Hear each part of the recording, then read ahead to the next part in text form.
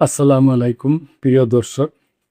আপনারা জানেন যে ভারত এবং চীন এই ২ টা দেশের মধ্যে বন্ধুত্ব ভাবও আছে, আবারও কিছু, কিছু ব্যাপারে বৈরিতা আছে। তবে কাশ্মীরের সাকসিগাম নামে একটা স্তা আছে, একটা জায়গা আছে। ওই জায়গাটা হয়তো কোট আনকোট ভারত আরকি উম দাবি করে এবং ওই জায়গাটা চীনও দাবি করে যে তাদের আরকি। ভারতের দাবি নাকচ করে স্পষ্ট বার্তা চীনের। কাশ্মীরের সাকগাম উপত্যকা নিয়ে ভারতের পররাষ্ট্র মন্ত্রণালয়ের দাবি নাকচ করে দিয়েছে চীন। বেইজিং জানিয়েছে সাকগাম চীনের নিজস্ব ভূখণ্ড।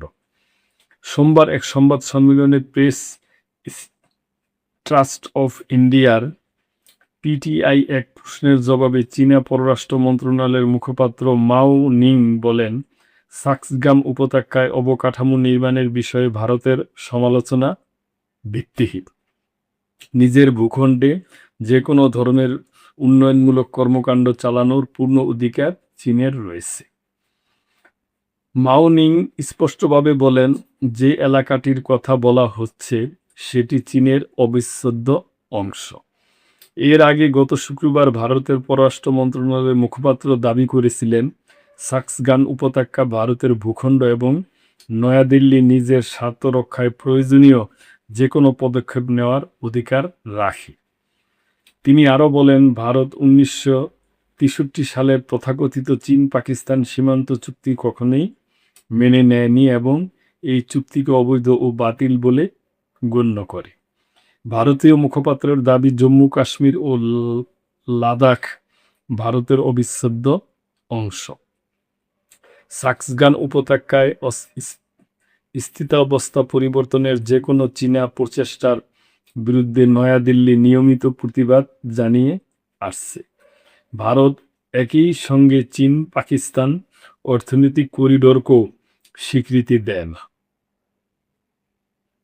ভারতীয় এই অবস্থানের জবাবে মাও নিং বলেন, গত শতকের ৬০-এর দশকে চীন ও পাকিস্তান সীমান্ত চুক্তি সই করেছিল এবং দুই দেশ তাদের সীমান্ত চিহ্নিত করেছে। দুটি সার্বভৌম রাষ্ট্রের এই ধরনের চুক্তির পূর্ণ অধিকার রয়েছে। তিনি আরও বলেন, সিপেক একটি অর্থনৈতিক সহযোগিতা প্রকল্প যার লক্ষ্যে স্থানীয় জনগণের জীবনযাত্রার মান উন্নয়ন ও আর্থ-সামাজিক প্রবৃদ্ধি নিশ্চিত করা। এই প্রকল্প বা সীমান্ত চুক্তি কোনোটি কাশ্মীর ইস্যুতে চীনের দীর্ঘদিনের অবস্থানে কোনো প্রভাব ফেলবে না। উল্লেখ্য, ভারত ও চীনের মধ্যে দীর্ঘকাল ধরে সীমান্ত বিরোধ চলে আসছে। তবে ২০২৪ সালে হিমালয় সীমান্তে সামরিক উত্তেজনা কমাতে দুই দেশ একটি গুরুত্বপূর্ণ চুক্তিতে পৌঁছায়। ২০২০ সালে ওই এলাকায় দুই দেশের সেনাদের মধ্যে রক্তক্ষয়ী সংঘর্ষে ভারতের ২০ জন এবং চীনের ৪ জন সেনা নিহত হয়েছিল। ২০২৪ সালের চুক্তির পর সরাসরি বিমান চলাচল পুনরায় শুরু করা এবং বিনিয়োগ ও বাণিজ্য বাড়ানোর মাধ্যমে দুই দেশ সম্পর্ক উন্নয়নের চেষ্টা করেছে। তবে অরুণাচল প্রদেশ, যাকে চীন জাংনান বা দক্ষিণ তিব্বত বলে দাবি করে, বিভিন্ন অমীমাংসিত সীমান্ত নিয়ে দুই পরাশক্তির মধ্যে এখনও উত্তেজনা রয়ে গেছে।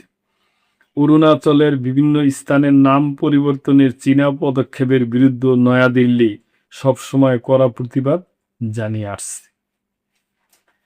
তো প্রিয় দর্শক, এ ব্যাপারে আপনাদের যদি কোনো মন্তব্য থাকে অবশ্যই করবেন, এমন লাইক, কমেন্ট, শেয়ার করে সাবস্ক্রাইব করে মেম্বারশিপ নিয়ে চ্যানেলটির পাশেই থাকবেন। আল্লাহ হাফেজ।